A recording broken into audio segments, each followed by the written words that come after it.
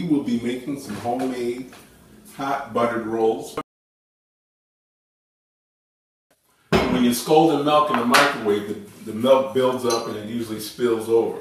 But what I have here is a top, so you leave a little air pocket in there so the air can get in it. But this covers the bowl perfectly. So the next thing we're going to do is we're going to whisk these eggs. We'll make sure we get them nice and light. Now, it's also important to know that I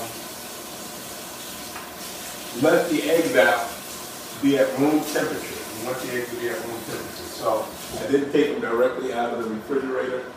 I took them out earlier today and let them get to room temperature. Okay?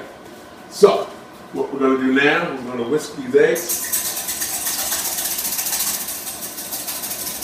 Combined ingredients right now. I've got all my stuff melted. I got my butter melted. I got my milk was scalded. I got my eggs were whipped up nice and light. I got my 2 cups of yeast that has done its work in there, and it kind of all got together. Okay, so now we're going to put it all in one bowl. Use my little tool here to make sure I scoop up everything in there, and that's all that yeast and water all mixed in together. I am then going to take my egg, combine the egg in there. Then we're going to take our butter. Remember, 3 sticks of butter, 2 salted, 1 non-salted. Combine that in there. Then we're going to take our scalded milk. Now we gave our milk time to cool off because we didn't want to put it in there when it was real hot. So we let it cool.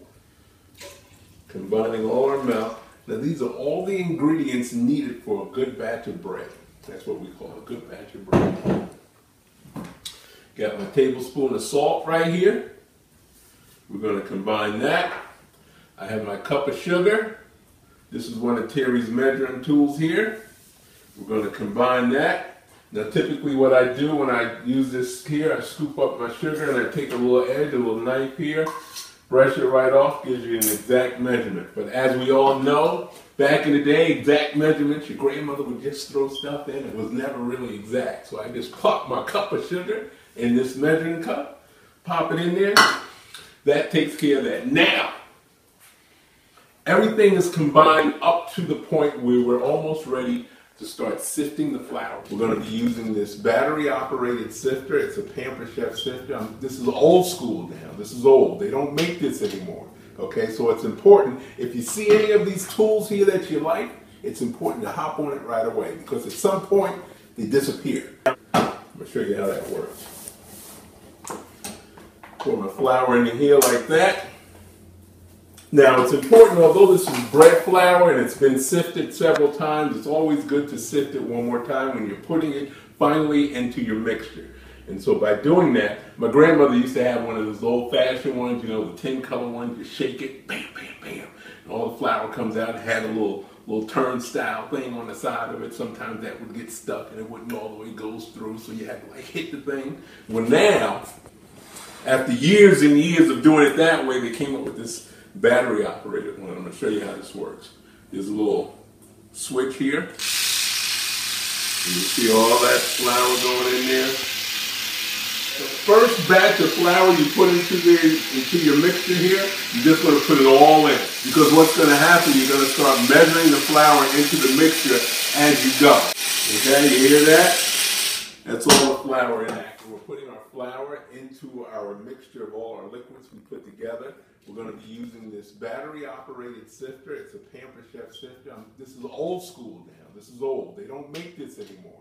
Okay, so it's important. If you see any of these tools here that you like, it's important to hop on it right away because at some point they disappear. They're no longer there. This is an old school battery-operated sifter. I'm going to show you how that works. Pour my flour in here like that.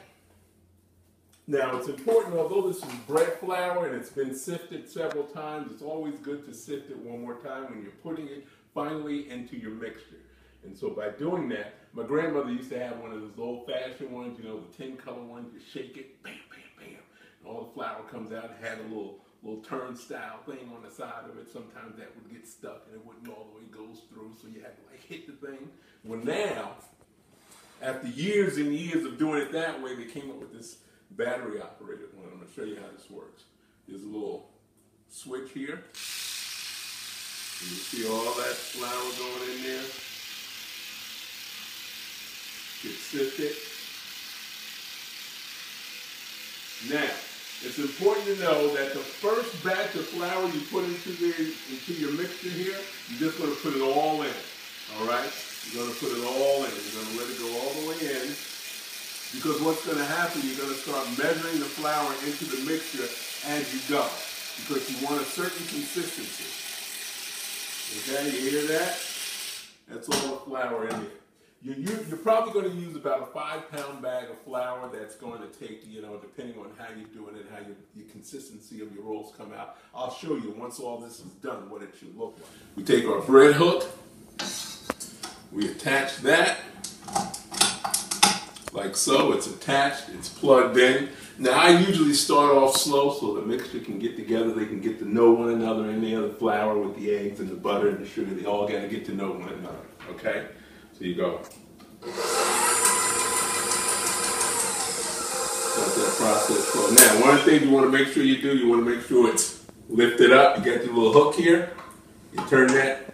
Okay, because what was happening earlier, because it was down there was no mixture going on. There was no mingling going on between the ingredients. I had to lift it up. We're going to turn it up a little bit. Let it really start to get to know one another. That flour saying hi to that milk, and that milk is saying hello to that egg. Okay, it's all getting together now, okay?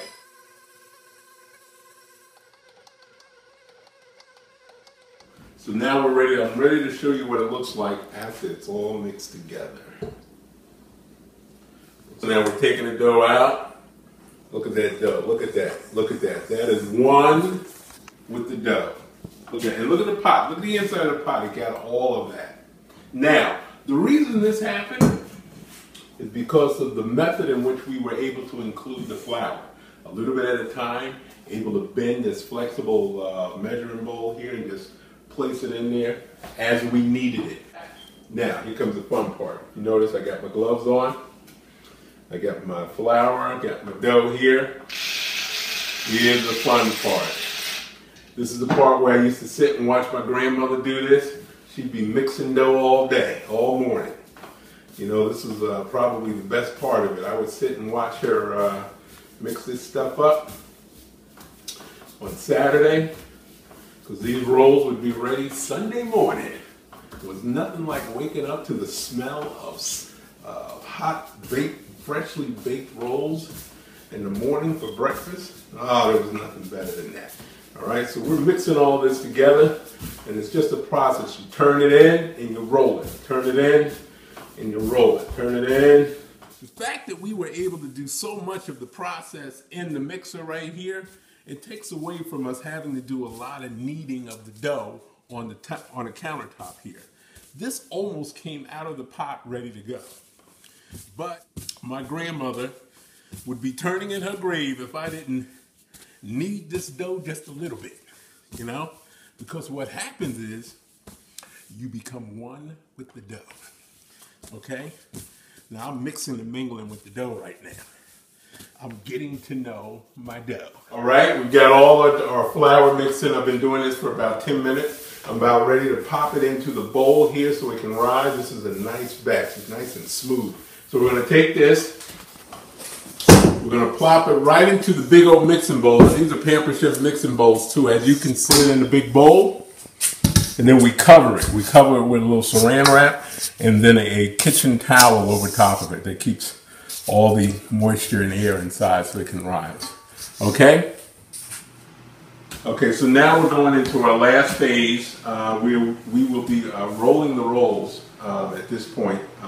We've coated the pan very nicely with some Baker's Joy.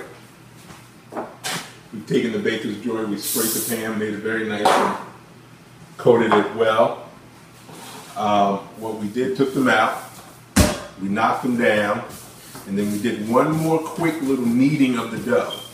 One more time just to get it a nice type of texture. Now we have the dough ready to be made into individual little rolls. What you want to do, you want to grab it, palm of your hand, the edge, pinch, snap off, okay?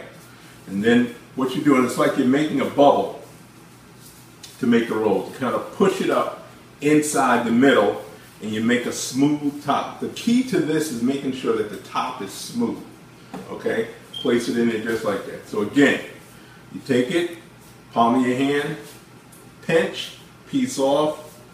You gotta put it, then you want to push it from the inside out so that the top gets a very smooth kind of finish. Place it inside, okay?